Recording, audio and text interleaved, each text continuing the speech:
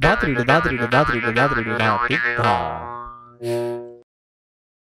my dear nuns and monks. My name is Mudra Kumar, and welcome to the 5th episode of the Millennial Monk Podcast.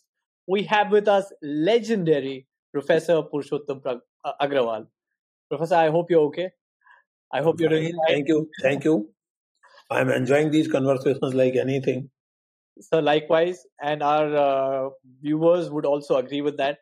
And now that we speak of the viewers, I would love to extend my heartfelt gratitude to all the listeners. Your comments are so overwhelming. Sometimes it just makes me wonder, this is exactly what I have been working towards and what Professor and I have been working towards for so long. And now that you guys give your feedback, give your comments, it just makes my heart so full. And I'm sure Professor would agree with it. I completely agree. And in fact, on my own behalf, I would really like to thank the viewers who have appreciated it, who have commented, and who have contributed in a way by raising questions and by underlining some queries or some inadequacies or requirements. So I thank every one of them. I thank even those who have been critical and even those who have been abusive.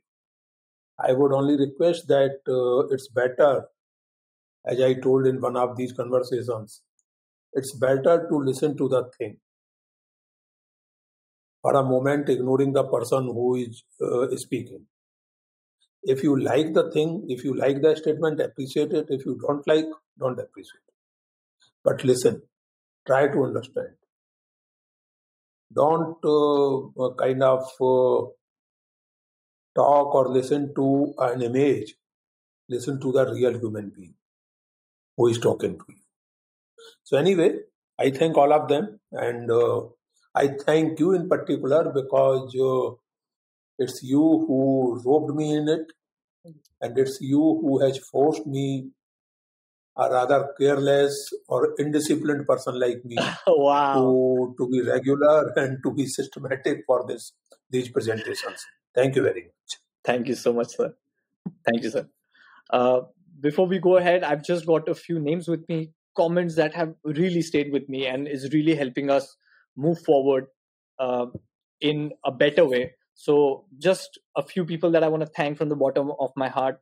Archana Panji, Bajrang Chaudhary ji, Mayank Chandra ji, Dr. Ajaz Sheikh ji, Adarsh Kumar ji, Vikas Mahato ji, Lambodar ji, Bhakta Hari Upadhyay ji, Naval India जी और रिद्धि सिंह जी, आप लोगों का बहुत बहुत धन्यवाद जो आपने comments किए और आपने हमारी सराहना की, आपने हमें फीडबैक दिया, आपने हमें अच्छा होने की प्रेरणा दी. इसके लिए we really thank you from the bottom of our hearts. And just an announcement, now that a lot of people have been talking about taking in questions, we really want to take questions. तो अगर आपके कोई questions हो गए, कोई comments हो गए, उससे आप frame करके आप comments में लिखिए. And if you have enough questions, we will definitely do a special episode with Professor Agrawal. So please leave your comments. Yes. And very good idea. Yes, sir. That would be a great idea. So looking forward to that. And now moving on to episode number 5. Just a little recap what we did in the last episode. We very briefly touched upon Bhakti, but from there we went into what life is throwing at us and how to deal with those things. Just a few gems that Professor shelled out. कुछ चीजें जो मैं discuss करना चाहूँगा आगे बढ़ने के पहले. प्रोफेसर ने कहा था कि कुछ लोग खुद को ठीक करने के लिए पढ़ते हैं और कुछ लोग किताब को ठीक करने के लिए पढ़ते हैं. तो सर ये कथन तो हमारे साथ जरूर रहेगा. कई बार मतलब दूसरों को नाम लेने की बजाय कई बार मैं अपने आप को उसमें देखता हूँ. मैं दोनों तरफ रहा हूँ, तो इसीलिए वो मेरे दिल पे ज्यादा लगी है. Enlightenment means constant self-awareness, constant growth, and constant empathy. Enlightenment is not a momentary miracle. It's a constant process. Sir ये भी हमारे साथ हमेशा रहेगा. और आखिरी में आपने बात की थी रैशनल लव की. कुछ नया सीखने को मिला है, क्योंकि हमें जिस तरीके से लव की एक परिभाषा दी जाती है उसमें रैशनैलिटी का स्थान थोड़ा पीछे होता है. तो ये एक नई चीज सीखने को मिली सर. और आखिरी में जो है हम लोग शुरू हुए हमने एपिसोड खत्म किया प्रेम और विवेक पे, love and reason, and I really want to deep dive in that sir. But before we do that, I feel कि मेरे कुछ सवाल है. हम वहां जाने के पहले मेरे अपने कुछ सवाल है, मेरे अपनी कुछ क्वेरीज है, कुछ डाउट्स है जो मैं लेके जाना चाहूंगा आगे. तो हमने काफी बार जिक्र किया. मुद्रा एक मिनट जी. आप अपने सवाल पूछें इसके पहले, before this, about this rational love and reason. We will talk about it in detail in the next episode. But here let me give a kind of trailer of what I think about it. You see, reason, reasonableness, rationality, in common day speech, in everyday speech, these things are used with a certain kind of load. Mm-hmm. Reasonable, reasoning, being rational, it implies kind of being away from emotion. And it carries a very, kind of dry connotation. That reflected in your statement, how love and reason can go together. क्योंकि love तो madness है, love तो दीवानापन है, प्रेम में आप दीवाने हो जाते हैं, and so on and so fourth. Let us make a distinction between the philosophical and accurate use of the term reason and rationality. Okay. And everyday pragmatic use of reason and rationality. Okay. Philosophically speaking, reason and rationality are not calculativeness. They refer to a set of universal human values, and these expressions refer to the constant evolution of human mind and human culture. And therefore, my preferred term is Vivek. Vivek. Which is rather difficult to translate in English, but probably wisdom comes close. Okay. So, one is not talking of rationality in the ordinary sense. One is talking of Vivek, and in English, I think the right or maybe better expression would be wisdom. Wisdom. To give you one example, yes, दीवानापन perfect, love में दीवानापन होता है, होना ही चाहिए, बेशक होना चाहिए. I completely understand, I agree with it. And I have experienced it like every human being. I have experienced that divanapan in my own life, without which life means nothing. But when you talk of Vivek, let me put it this way. I love a woman with divanapan. Fair enough. The Vivek question would be, does she respond? Mm-hmm. Or I am imposing myself on her? Or will my divanapan go to the extent of harming her if she does not respond? I love her, she loves somebody else, or she is not interested in me for whatever reason. So do I start a character assassination campaign against her? Do I start gossiping against her in the community? Do I start stalking her and harassing her? Do I violate her personality and individuality? Do I attack her verbally or physically or sexually? That would not be love. That would be various degrees of crime. Why? Because I have surrendered my Vivek to my passion. Passion is fine, but the Vivek demands not practical calculation, but the human discretion, wisdom, empathy demands कि भाई उसकी भी तो राय determine कर दो. You know about my book on Padmaavat. Ji. What is the essential difference between these two lovers? Both are passionate, both are divanas. Both Ratan Sen and Alauddin, both are divanas. The difference is that Ratan Sen refuses to use the force of violence in any case. Yes, sir. So he tells his colleagues, that no, for love we cannot use violence. If she and her father agrees, fine, otherwise okay. And first I have to ensure that she loves me. Consent. Alauddin is least bothered about it. To him, Padmini is another commodity which must be possessed by. Yes, sir. That's all. So that is what I mean when I talk of prem and vivek. No दीवानापन is being rejected. दीवानेपन के बिना प्रेम है क्या? जी. जो मैंने तुम्हें पिछली बार उदाहरण दिया था कि love is missing the whole movie looking for her sandals. वाह वाह वाह. ये दीवानापन नहीं है तो क्या है? लेकिन ये बढ़िया दीवानापन, ये प्यारा दीवानापन. जी सर. That's the point. चलो. Sir, listening to you is like a roller coaster ride. बात कहाँ से कहाँ चले जाए मुझे कोई भरोसा नहीं है. But I am ready to be on this roller coaster, sir. और जो आप दीवानेपन की बात करते हैं मुझे तो लगता है एक मैम के साथ में भी एक स्पेशल एपिसोड होना चाहिए कि जो हम एक डायलेक्टिक प्रोफेसर अग्रवाल देखते हैं, but we want to see that दीवाना प्रोफेसर अग्रवाल as well. देखते हैं वो कैसा. That would be great. That would be lovely. That would be lovely. On the card. I hope someone would agree with that. हाँ, ma'am के पीछे पड़ जाऊंगा मैं. पीछे पड़ जाओगे तो फेल होगे. Yes, sir. Wow. Thank you, sir. Let's take a step back. I think the question pertains to love, but I want to take a small detour. और ये जो प्रेम के प्रचारक है, जिन्हें हम भक्ति संत कहते हैं,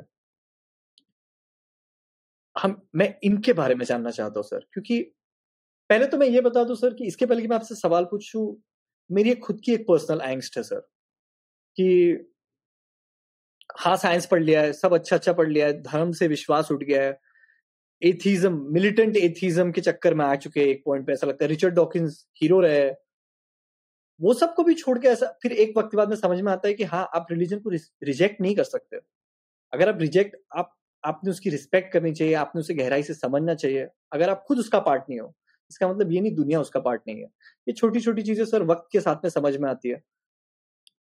और मैं इस वक्त सर कोई रिलीजन को एक्सेप्ट नहीं कर पाता हूँ. उनकी छोटी छोटी कुछ कुछ बातें जरूर अच्छी लगती है, बट कोई भी एक ऐसे रिलीजन को मैं एक्सेप्ट नहीं कर पाता हूँ. पर तो भी अंदर में एक स्पिरिचुअलिटी की एक एंग्स्ट है सर, एक स्पिरिचुअल होने की एक इच्छा है. मैं चाहता हूं कि मैं किसी चीज के साथ में पूरा महसूस करूं सर. और वो जो पूरा महसूस करने वाली बात है, वो कहीं ना कहीं पीछे वो मिल नहीं रही है सर वो बात.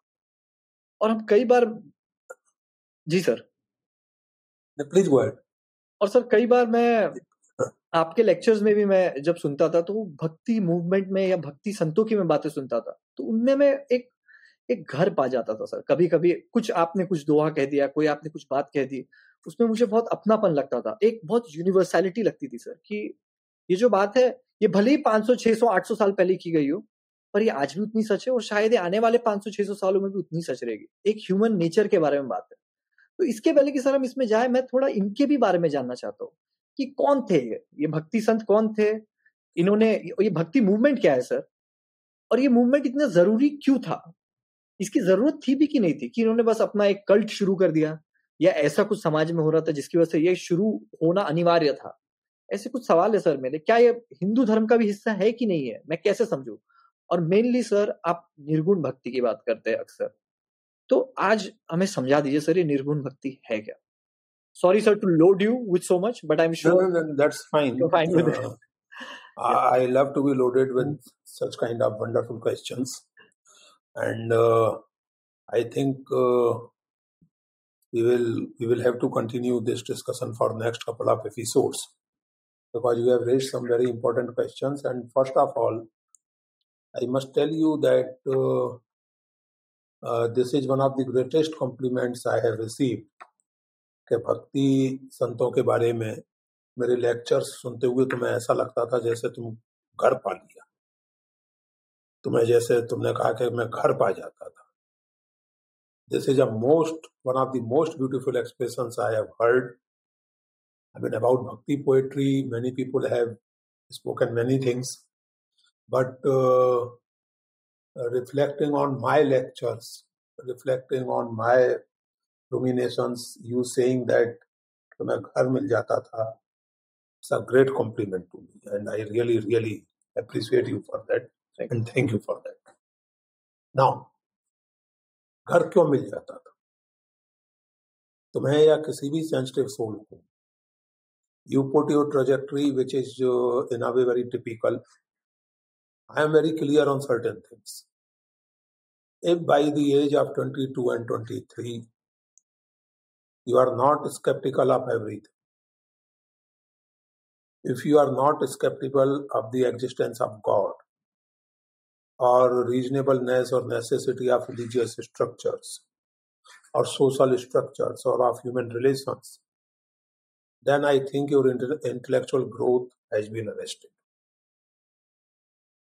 I consider these necessary symptoms of intellectual growth, because a sensitive young mind, male or female, must doubt things, must question things,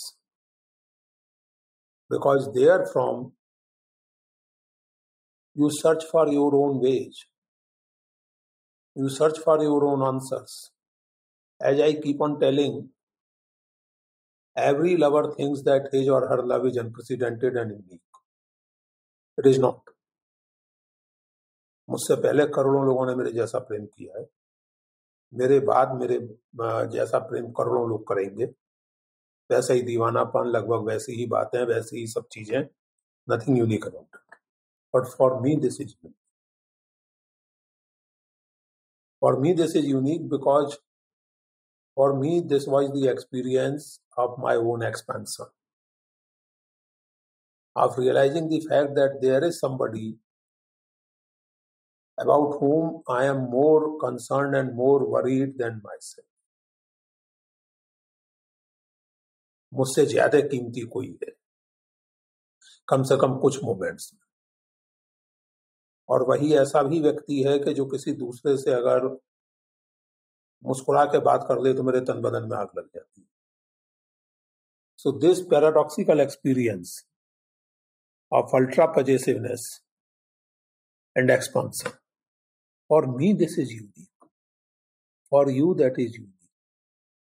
So similarly, this skepticism, this doubting everything, to my mind is a part of intellectual growth, integral part of intellectual growth. So I can very well understand that Richard Dawkins was your hero. To me, he still remains a hero, even though I do not entirely agree with his methods, but I really, really respect him for his courage and for his argumentativeness. He is one of my favorite authors, undoubtedly. So anyway, now coming to Bhakti, because these things are important to just underline, Mudra, because next episode and maybe even after that, we are going to discuss these things in some detail. Yes, sir. But today, let me give you a very brief introduction to Bhakti. Sure. In the first place, the expression movement was obviously a modern expression. Of course. The Bhakti poets never called themselves part of a movement.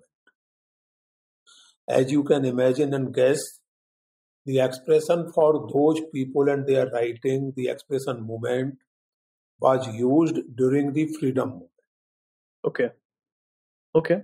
In the late 90s and early 20s, till mid 20s, when everything was seen as a movement, everything was seen as a kind of precursor of the freedom movement. So this was also known as Bhakti movement. Historically, more appropriate expression would be Bhakti sensibility or Bhakti communities. Because there was nothing like a movement, there was no manifesto, there was no organized attempt to propagate things. But there was a sensibility which is interestingly common. Some features of which are common to Bhakts from various linguistic areas. And at least in Nirguna Bhaktas, there is a kind of mutual recognition also. For example, Anant Das was writing about Bhakt poets in 15th century or 16th century. And he was a Ramanandi Vaishnava. Okay. and he was apparently from Rajasthan. Now, the first parchai, the first hagiography he wrote was about Namdev, Ji. who was, as you know, from Maharashtra, Ji. composed in Marathi and arguably, probably in Punjabi and Hindi as well. Ji. But Marathi certainly.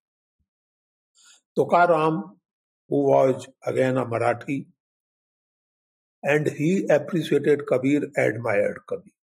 Ji. Bhadrachalam Ramdasu admired Kabir. He was from Telangana, was composing in Telugu. Shankardev, who was a peculiar mix of Nirgun and Sagun in Assam, was also probably an admirer of Kabir. Ji. Ramanand, who was the guru of many significant bhakts in Hindi-speaking area, actually came from Mayalkot, that is Karnataka of today.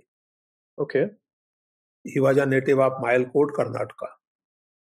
And his influence can be seen even today till North Bihar, Assam, and even in Nepal.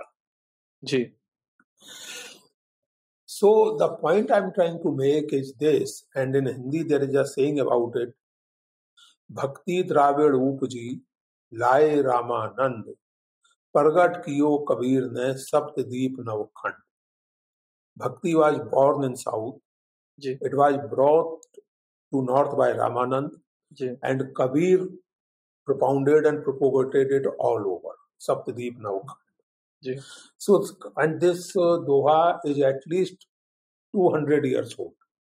Ji. So we can say at least in last 200, 300 years, there has been an understanding and a clear knowledge of the southern provenance of Bhakti, of this particular Bhakti.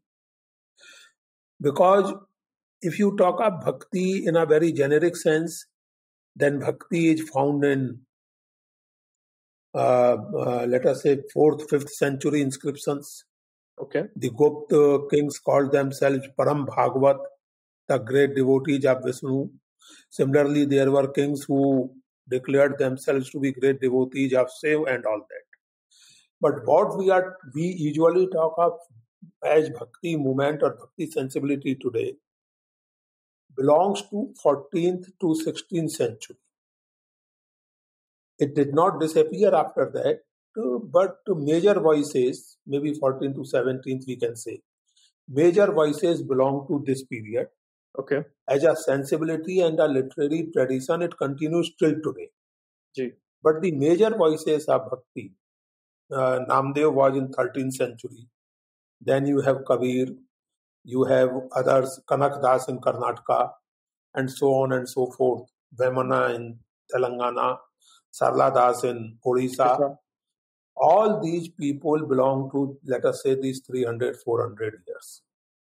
And all of them, the other peculiarity or other general tendency, all of them were writing in vernaculars. Ji. So vernacular. And it is not, I mean, the non-Sanskrit languages, let us say. Ji. Hindi, Marathi, Odia, Bangla. और ऐसा नहीं था कि इसलिए लिख रहे थे कि संस्कृत नहीं जानते. जी, जी. This is another point. I mean, Kabir, of course, had no Sanskrit, and he had to perforce write in vernacular. But for example, Gyaneshwar was a great scholar of Sanskrit.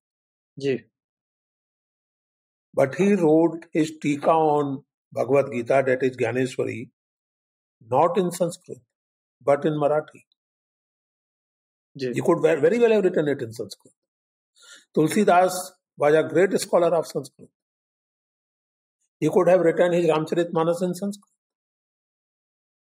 Similar is the case with Sarla Das of Odisha. Okay. So these people made a choice. And why this choice is significant? Not only because they wanted to reach out to the people, but also because they realized as creative souls that their poetic sensibility would be better expressed in the language in which they conduct their lives. I mean, let us be clear about it. As a matter of fact, Sanskrit was never a language spoken in everyday life. Ji. I don't want to go into unnecessary controversies. Some people might get angry on this, and you can have number of comments on this. We can deal with them in a separate episode. But certainly, by the 12th century, Sanskrit was certainly not the spoken language of any country. Sanskrit was the language of experts. Ji. And I'm saying this without any sarcasm or anything. You see, it's like this. This is a comparison which I got from a very great Sanskrit scholar, who is a great friend of mine. He told me that Sanskrit was like Angrezi within the medical fraternity. Okay. Doctor अपना prescription अंग्रेजी में लिखेगा, pharmacist उसको पढ़ेगा, सारे journal अंग्रेजी में छपेंगे, दवाओं के और बीमारियों के नाम लैटिन इंस्पायर्ड अंग्रेजी में होंगे और सारा वो होगा. लेकिन कितने डॉक्टर हैं जो फ्लुएंटली अंग्रेजी बोल सकते? जी जी. मेरे अपने दोस्त हैं जिनसे बहुत अच्छी अंग्रेजी में बोलता हूँ. वो अंग्रेजी में 4 लाइनें नहीं लिख सकते, मैं अंग्रेजी में किताबें लिख सकता हूँ. लेकिन प्रोफेशनल लैंग्वेज उनकी अंग्रेजी ही है. जी जी जी. वो प्रिस्क्रिप्शन अगर लिखेंगे तो उनको डिस्प्रिन भी लिखना होगा, तो नागरी में नहीं लिखेंगे, उनकी कलम रोमन में ही चलेगी, डिस्प्रिन लिखते. हमारे एक मित्र, उन्होंने एक दवा का नाम लिखा और स्पेलिंग गलत लिखी. मैंने और सुमन ने उसको पढ़ा, हम दोनों को हंसी आई, लेकिन जाहिर है कि हमने कुछ नहीं कहा. So the point my friend was making that Sanskrit was a kind of technical language of an intellectual elite which used it for certain kind of academic purposes. Ji. Right? Ji. So these poets realized, and I'm not talking of people like Kabir, I'm talking of people like Dhyandev and Tulsidas at the moment, or Sarla Das, who were scholars of Sanskrit itself, but they composed in Vernacular. This is something which must be understood bit sensitively. It's not a question of communication only. Ji. It's a question of finding one's own creative language, one's own poetic language. This had a side effect, and the side effect being that these poets became part of everyday life of people. See, Mudra, if you go out in your own city, Nagpur, and speak to uneducated people, you would not even probably realize, I would maybe realize, you would not even probably realize that when this rickshawala has actually used a line from Tukaram as an idiom of a speech. You won't even realize it. No, sir. This happens every day if you move around the people throughout the country. This is my experience. आपको मालूम तक नहीं पड़ता, मुहावरे में कबीर, तुलसी, मीरा, तुकाराम, ये मुहावरे में मौजूद. जी जी. And this is a pity, and this is a great ironical commentary on our they say, what do they say, political socialization, on the process of making citizens out of us, that we have no sense of these things. As you admit कि लोग जानते तक नहीं है कि क्या है भक्ति और क्या है भक्ति कविता. Hello my dear nuns and monks. कुछ बातें इतना खूबसूरत मोड़ ले लेती है कि उन्हें रोकने का मन ही नहीं करता. ऐसी ही ये बातचीत हमारी प्रोफेसर अग्रवाल के साथ में, जो हमने सोचा तो था कि 25 मिनट की करेंगे, पर बात थोड़ी लंबी हो गई. बट इसका ये भी मतलब है कि ज्ञान के कुछ ऐसे मोती बाहर निकले हैं जो आप भी जिसकी सराहना करेंगे, और मैं तो करता ही हूँ. तो इसी के साथ में हमने ये सोचा है कि इस एपिसोड को यहीं पे छोड़ते हैं और आधे घंटे की 2 एपिसोड बनाते हैं. इस एपिसोड में जैसे आपने देखा कि हमने प्रेम की बात की, हमने भक्ति संतों की बात की, उनके कॉन्टेक्स्ट की बात की, वो कहाँ से आई, ये सारी छोटी छोटी चीजें हमने समझा है. आगे के एपिसोड में इस बात को और गहराई में ले जाएंगे हम. और जैसा कि मैंने इस एपिसोड की शुरुआत में कहा है कि अगर आपके कोई सवाल हो, प्लीज उसे कमेंट्स में डालिए. We would love to take your questions. हम लोग प्रोफेसर के साथ में मिलकर एक एपिसोड बनाएंगे जिसमें सिर्फ आपके क्वेश्चंस लेंगे. अगर उतने क्वेश्चंस आए तो प्लीज अपने कमेंट्स, अपने क्वेश्चन जरूर डालें, लाइक करें, शेयर करें, सब्सक्राइब करें. आपके कोई ग्रुप्स होंगे जिसमें इस तरह के कंटेंट को लोग पसंद करें, वहां शेयर कीजिए. और बेल आइकन जरूर दबाइए ताकि आपको मालूम पड़े हमारा नया कंटेंट कब आता है। Thank you so much.